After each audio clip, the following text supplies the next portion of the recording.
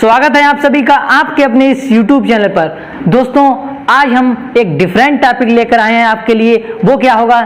Polytechnic प्रवेश परीक्षा 2021 के मोस्ट इंपॉर्टेंट क्वेश्चन, वो क्वेश्चन जो आपको हिलाकर रख देंगे और उन क्वेश्चनों को आप इस वीडियो के बाद आसानी से हल कर सकेंगे। दोस्तों इन क्वेश्चनों को हम बिना टाइम बर्बाद किए सॉल्व करते हैं। देखिए दोस्तों, पहला क्वेश्चन क्या है? अंतराणु बल अधिक होता है। अंतराणु बल क्या होता है? किसी अवयवी कणों के, जैसे पदार्थ है, ठोस है, द्रव है या गैस है, उनके अवयवी कणों के जो मध्य आकर्षण बल लगता है वो अंतराणु का आकर्षण बल। अंतराणु का आकर्षण बल अधिक होता है।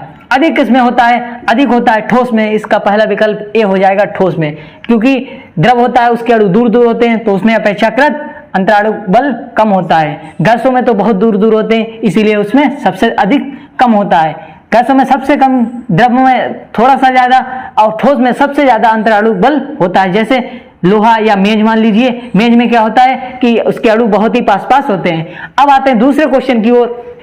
स्पिरिट को हथेली पर रखने से ठंडा महसूस होता है, क्योंकि स्पिरिट आप जानते हैं कि बहुत ही वाष्पशील द्रव होता है। इसका आंसर हो जाएगा अत्यधिक वाष्पशील द्रव है, क्योंकि जब हम स्पिरिट को हथेली पर रखते हैं और हथेली पर रखते ही वो आसमान में उड़ जाती है, अर्थात वायुमंडल में उड़ जाती है, क्योंकि वो बहुत ही वाष्पशील है, वो बहुत ही उड़ने वाला पदार्थ है और इस कारण ये बहुत ही जल्दी उड़ जाता है। रखते ही टाइम ये उड़ जाता है, इसीलिए हमें हथेली पर ठंडा महसूस होता है, क्योंकि यह अत्यधिक वाष्पशील द्रव है। ये दूसरे क्वेश्चन का सी विकल्प सही है। दोस्तों अगर आपको क्वेश्चन पसंद आ रहा है तो वीडियो को लाइक जरूर कर देना और इसी तरह से हम सभी क्वेश्चन को सॉल्व करने वाले हैं। तीसरा क्वेश्चन क्या है? किसी पदार्थ का ताप बढ़ाने पर उसके अणुओं की गतिज ऊर्जा में होगी। अणुओं की गतिज ऊर्जा मतलब उसकी गति के कारण ऊर्जा। ताप बढ़ाएंगे, किसी पदार्थ का हम ताप बढ़ाएंगे, जैसे पानी है, पानी को गर्म करेंगे तो उसके अणु और गति करने लगेंगे, ज्यादा गति करने लगेंगे, उबलने लगेंगे, गति बढ़ जाएगी। अणुओं की गति बढ़ जाएगी तो गति के कारण गतिज ऊर्जा अपने आप बढ़ जाएगी।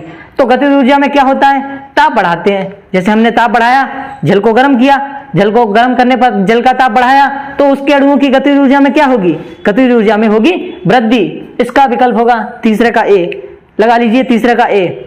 अब चलते हैं नेक्स्ट क्वेश्चन की ओर। दोस्तों अगर आपको वीडियो पसंद आ रहा हो तो लाइक जरूर कर देना। नेक्स्ट क्वेश्चन क्या है कि अंतराणु बल अधिक होता है। सेम क्वेश्चन है, अंतराणु बल अधिक होता है किसमें होता है? ठोस में। पांचवा क्वेश्चन क्या है? दूध से दही बनना कैसा परिवर्तन है? दूध से दही बना सकते हो आप, दूध से दही बना सकते हो, दही से दूध बना सकते हो, दूध से दही बना सकते हो, दही से दूध नहीं बना सकते हो। जब परिवर्तन नहीं किया जा सकता है तो कौन सा परिवर्तन होता है? रासायनिक परिवर्तन। पांचवें का भी ऑप्शन। दूध से दही बना सकते हैं हम, दूध से दही बना सकते हैं और दही से दूध नहीं बना सकते, इसीलिए ये इसका आंसर हो जाएगा बी वाला रासायनिक परिवर्तन। चलते हैं नेक्स्ट क्वेश्चन की ओर। नेक्स्ट क्वेश्चन है हमारा क्रिस्टलीय ठोस है। कांच नहीं होगा और प्लास्टिक भी नहीं होगी, रबड़ भी नहीं होगा, इसका ऑप्शन सही होगा शर्करा। जैसे शर्करा आप जानते हैं चीनी होती है, चीनी में क्या होता है? छोटे छोटे क्रिस्टल पाए जाते हैं, छोटे छोटे टुकड़े पाए जाते हैं, उन्हें हम क्रिस्टल कहते हैं, तभी ये क्रिस्टलीय ठोस कहलाता है। क्रिस्टलीय ठोस क्या है? शर्करा। 6 का कौन सा ऑप्शन सही है? डी।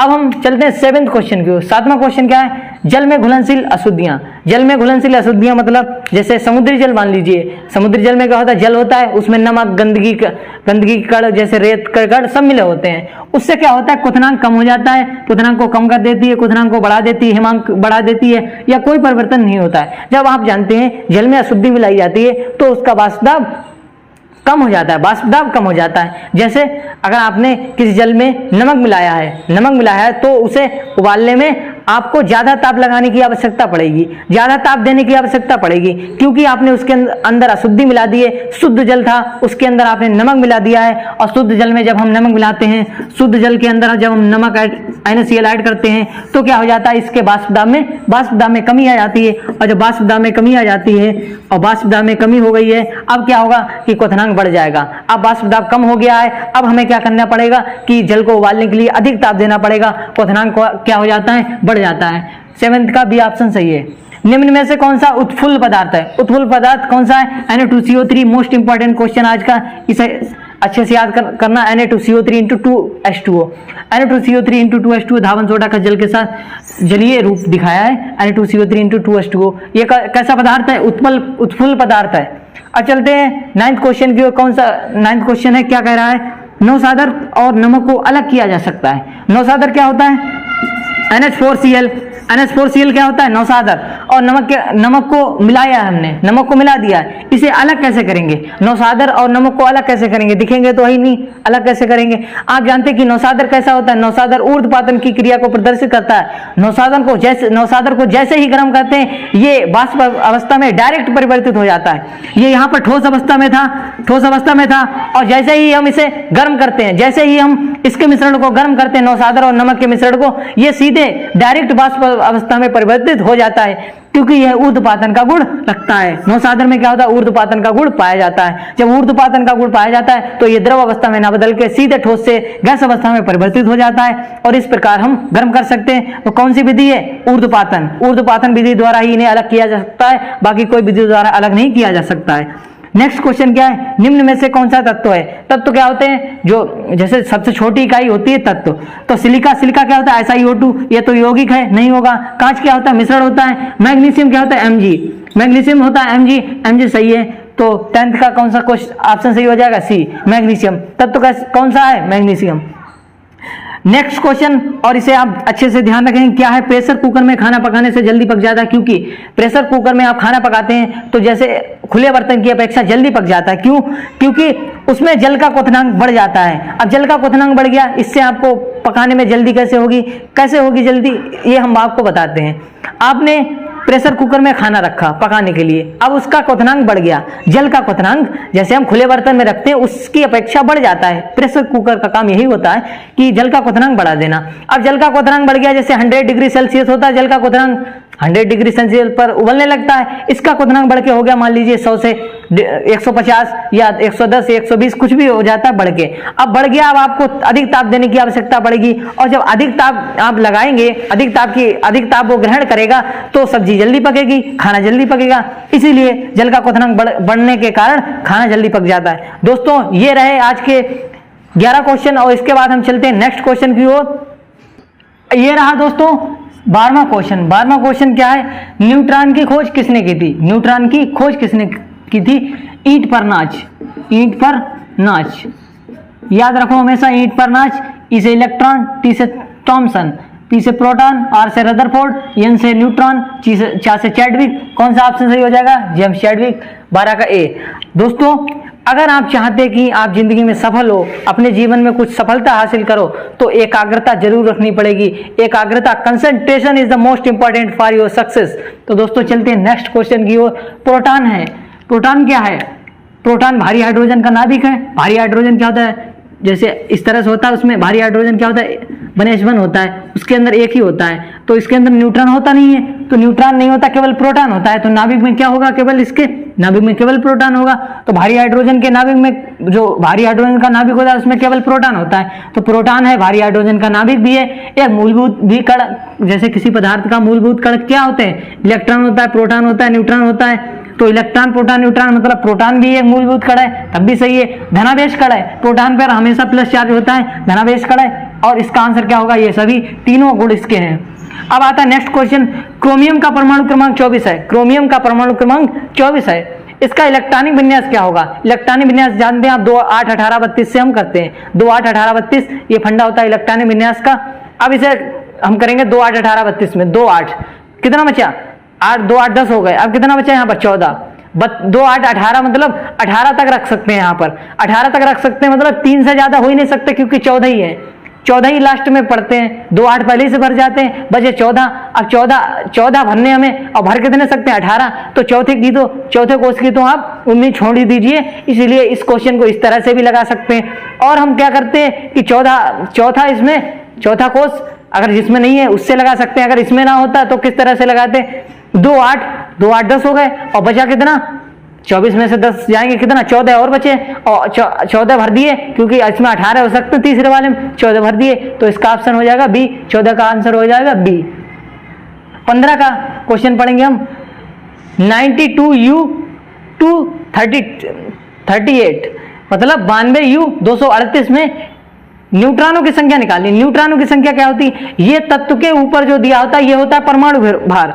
ये ऊपर क्या दे रखा है हमें? ये दे रखा है हमें परमाणु भार ये दे रखा है। और ये नीचे जो होता है वो होता है परमाणु क्रमांक। अब परमाणु भार में से जब परमाणु क्रमांक को घटाते हैं, हम घटाते हैं परमाणु भार में से परमाणु परमाणु भार में से हमने क्या घटा दिया, परमाणु क्रमांक घटा दिया। अब क्या बचेगा, अब जो आएगा परमाणु क्रमांक में, परमाणु भार में से परमाणु क्रमांक घटा के वही हमारा होता है न्यूट्रॉनों की संख्या। न्यूट्रॉनों की संख्या n बराबर इसके लिए कितना हो जाएगा, कितना परमाणु भार दे रखा है, ऊपर जो होता है वो परमाणु भार 238 और नीचे कितना है 92। 8 में से 2 क्या थे और 23 में से 9 जाएंगे 14, 146 क्या है इसके न्यूट्रॉनों की संख्या, 146 आ गई। 8 में से 2 गया 6, 23 में से 9 गया 14, 146 का आंसर है 15 वाले का U92 238 में न्यूट्रॉनों की संख्या कितनी हो जाएगी 146, क्योंकि हमने परमाणु भार में से परमाणु क्रमांक को घटा दिया। परमाणु क्रमांक को घटाने से क्या आएगा हमारा न्यूट्रॉनों की संख्या। चलते हैं नेक्स्ट क्वेश्चन की ओर। दोस्तों अगर आप जिंदगी में सफल होना चाहते हैं तो एक बात हमेशा याद रखें, कंसंट्रेशन। अगर इस यहाँ पर आप कंसंट्रेशन नहीं रख पा रहे हैं, आप इधर उधर की बातों में व्यस्त हैं, तो ये क्वेश्चन क्या आपको कुछ भी नहीं समझ में आ सकता। अब दोस्तों बढ़ते हैं नेक्स्ट क्वेश्चन की ओर। हाइड्रोजन में उपस्थित नहीं होते हैं। हाइड्रोजन में हमने अभी आपको बताया था कि जो भारी हाइड्रोजन होते हैं, कोई भी हाइड्रोजन हो उसमें उपस्थित क्या नहीं होता है, हाइड्रोजन में जो उसका परमाणु भार 1 होता है, परमाणु क्रमांक 1 होता है, दोनों 1 होते हैं। जब इसमें परमाणु भार भी 1 होता है, परमाणु क्रमांक भी 1 होता है, इसमें क्या नहीं होता है न्यूट्रॉन। 1 इलेक्ट्रॉन होता है, ये वाला जो पर 1 इलेक्ट्रॉन होता है, इसमें 1 प्रोटॉन होता है। 1 इलेक्ट्रॉन 1 प्रोटॉन होता है, न्यूट्रॉन नहीं होता। ये आपको याद रखना है कि हाइड्रोजन में क्या नहीं होता है, न्यूट्रॉन नहीं होता है। अब दोस्तों चलते हैं नेक्स्ट क्वेश्चन की। CO2 अणु में कुल कितने इलेक्ट्रॉन है, कुल कितने इलेक्ट्रॉन है, इसमें इलेक्ट्रॉन हमें निकालने हैं। अब इलेक्ट्रॉन क्या होता है, परमाणु क्रमांक होता है, परमाणु क्रमांक वही इलेक्ट्रॉन होते हैं। अब परमाणु क्रमांक होते हैं, इलेक्ट्रॉन मतलब परमाणु क्रमांक इनका जोड़ दें। कार्बन का परमाणु क्रमांक कितना होता है 6 प्लस कर दिया। अब दूसरा आता तो शुरू हो गया, O प्लस लगा लिया। O कितने 2 और 1 O का कितना होता है 8 होता है, तो क्या हो जाएगा 6 प्लस 8 दूनी 16, 16 6 22। इसका आंसर कौन सा 22 है, देखिए दोस्तों ये वाला 22, ये भी 17 का भी सही है 22। इलेक्ट्रॉन निकालने हमें, इलेक्ट्रॉन जोड़ दिए, कितने कितने होते हैं, परमाणु क्रमांक वही इलेक्ट्रॉन होते हैं। C का होता है 6 और O का होता है 8 कितने O हैं 2 हैं, तो 2 से मल्टीप्लाई कर दी, कितना आ गया आंसर 22। चलते हैं नेक्स्ट क्वेश्चन की। नेक्स्ट क्वेश्चन रहेगा परमाणु संख्या की खोज किसने करी थी, आपको याद रखना है मोजले ने। अब बहुत ही कम दिन बचे हैं प्रवेश परीक्षा के, इसलिए आपको ये क्वेश्चन रट भी सकते हैं। जैसे ये क्वेश्चन है, इसमें कोई समझने वाली बात नहीं, केवल आपको वैज्ञानिक का नाम याद रखना मोजले। ये क्वेश्चन इंपॉर्टेंट हो सकते हैं आपके लिए और आपकी प्रवेश परीक्षा अच्छे से हो, इसके लिए बहुत बहुत आपके लिए पहले से ही शुभकामनाएं। चलते हैं नेक्स्ट क्वेश्चन की ओर। प्रोटॉन पर धनावेश का मान इलेक्ट्रॉन के आवेश का होता है। प्रोटॉन पर आवेश कितना होता है, पहली बात तो प्लस चार्ज होता है, प्रोटॉन क्या होता है प्लस, P प्लस लिखते हैं और इलेक्ट्रॉन माइनस लिखते हैं, हमेशा समान रहता है। प्रोटॉन पर कितना आवेश होता है, पहले इलेक्ट्रॉन पर लिख लीजिए -1.6 × 10⁻⁻19 ये होता है इलेक्ट्रॉन पर चार्ज, -1.6 × 10⁻⁻19 और प्रोटॉन पर कितना होता है +1.6 × 10⁻⁻19 कूलम, ये होता है प्रोटॉन पर चार्ज। समान होता है लेकिन क्या है कि विपरीत होता है, लेकिन यहाँ पर पूछा गया इलेक्ट्रॉन पर चार्ज का समान होता है, दोगुना होता है, बड़ा होता है, या कोई भी संबंध नहीं होता है, तो क्या होता है समान रहता है, समान संख्या में समान होता है, बस विपरीत जो प्रकृति होती है वो विपरीत होती है, बस कोई संबंध नहीं। कोई संबंध कैसे नहीं है, कैसे नहीं है कोई संबंध, यहाँ पर तो समान है, तो संबंध ये तो बिल्कुल गलत है, समान है, समान आवेश होता है इलेक्ट्रॉन और प्रोटॉन पर, बस केवल माइनस प्लस का अंतर होता है। एक तत्व के 2 समस्थानिकों में कौन सा गुण भिन्न होता है, समस्थानिकों की परिभाषा पे चलेंगे। क्या होती है समस्थानिकों की परिभाषा, ऐसे तत्व जिनके परमाणु क्रमांक समान होते हैं और परमाणु भार भिन्न भिन्न होते हैं, या परमाणु संख्या या द्रव्यमान संख्या हम कुछ भी बोल सकते हैं। तो समस्थानिकों में कौन सा गुण भिन्न क्या होता है, परमाणु क्रमांक समान होते हैं। जैसे 2 तत्व हैं, अगर वो समस्थानिक हैं तो उनके परमाणु क्रमांक समान रहते हैं, लेकिन परमाणु भार कभी समान नहीं होते। ये किसमें होता है, ये समस्थानिकों का फंडा है कि समस्थानिकों में क्या होता है कि परमाणु भार भिन्न भिन्न होते हैं। परमाणु भार को हम द्रव्यमान संख्या भी ले सकते हैं, इसका आंसर क्या हो जाएगा द्रव्यमान संख्या अर्थात 20 का C। अब दोस्तों इस तरह से हमने इस क्वेश्चन को सॉल्व करा। अब नेक्स्ट वीडियो में मिलेंगे और भी इंपॉर्टेंट क्वेश्चन के साथ।